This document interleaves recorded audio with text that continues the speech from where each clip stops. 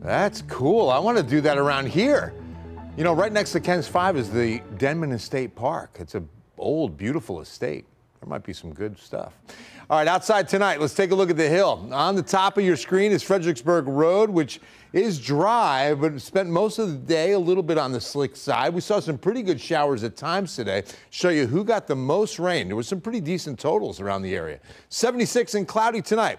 In fact, temperature warmed up over the last several hours as humidity dropped a bit, so the dew point hasn't changed much, but with the temperature going up, we now have a 3-degree separation. We were at like 71 most of the afternoon, 72, and now 76, 91% on the relative humidity. To the radar, this storm over Junction was severe, and it expired right at about 9:15. They canceled it actually a little bit earlier than the expiration time, rolling right down 10, did not even make it to Kirk County. So a lot of the storms that did develop today rained out fast, like made it 15, maybe 20 miles, and that would be it. But this was the only one that was producing some pretty good size hail.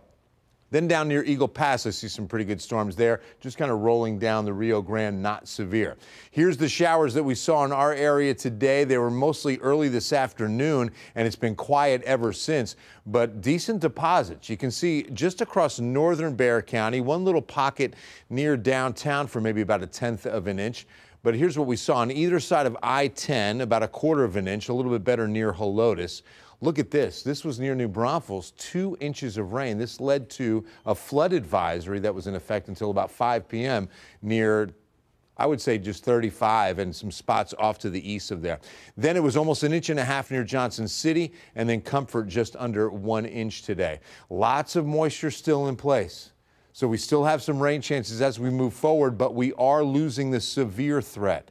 So that's good news. There's the storm. The radar or future model did pick it up. That was the one near Kemble County. So here's tomorrow morning, 6 a.m., a few light sprinkles with the morning fog. By the afternoon, isolated. But look what happens by tomorrow evening. 5 p.m., we've got a line of storms that develop near Del Rio up towards Rock Springs, move east on 90, still pretty active near Lakey and into western Bandera County at 7 p.m. tomorrow evening. But then really just maybe a couple of showers by almost this time tomorrow night. So an interesting forecast there. I'm going with about a 20% chance on this happening for tomorrow. 7-day forecasts. Speaking of 20% chances, that's about the best we'll see. Maybe up to 30% on Sunday, and this should be early in the morning.